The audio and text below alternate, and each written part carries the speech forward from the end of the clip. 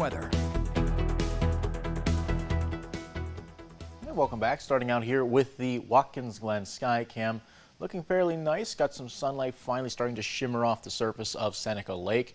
Looking fairly nice out there, although it is a bit chilly. Don't let it deceive you. We are dealing with temperatures mainly in the 30s throughout the region. We're 32 in Wellsboro, 34 in Penn 35 Elmira, a little bit warmer in Towanda at 37, but most areas in the Empire State dealing with mainly temperatures in the 30s. Of course, a little bit warmer as you get over towards the Hudson Valley and parts of southern New York, more of the coastal areas. But for our region, pretty chilly this morning, and we're dealing with mainly with those clouds. But as we get to see some breaks in the clouds and the sun start to rise, we'll have that heat travel to the surface, make things much warmer, getting up into the 40s hopefully late this morning and carrying over into the afternoon as well, as we're expecting highs mainly in the upper 40s throughout the region. You see a couple more of these breaks here and there, getting more and more clear as the hour passes by. Pretty soon we'll have pretty much a clear, at least local radar. Much of those showers that we were dealing with have passed off over towards the Hudson Valley.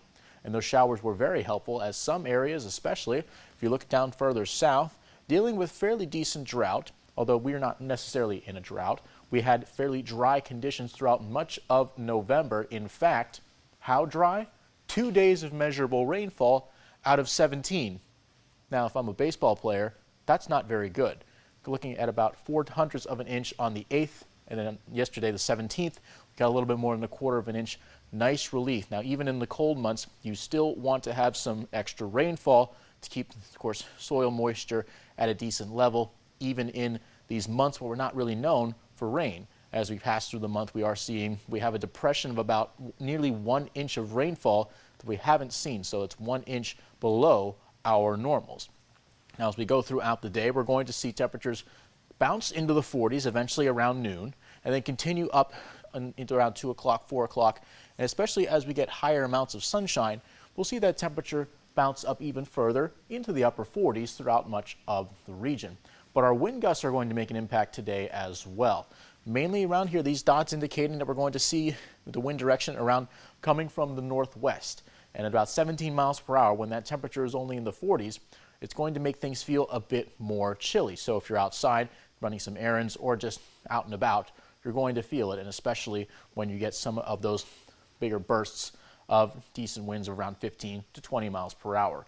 But skies are expected to stay clear as we make our way through the day. Then going into Sundays, where we could see some fairly dynamic weather, especially in the late morning and into the early afternoon. A few bouts of precipitation.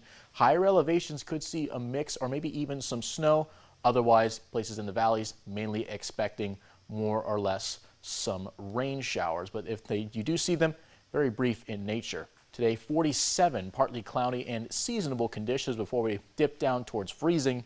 Clearing up, skies should clear and making things a bit chillier tonight as we go through the rest of the week. Tuesday and Wednesday could see a low pressure system bringing us some more rain. Thanksgiving should stay dry, but 42 is a bit chilly. Friday, Black Friday shoppers, if you're going to be standing outside in lines, bundle up, getting up down to just 40 for that high, and those morning lows staying in the 20s across all of next week.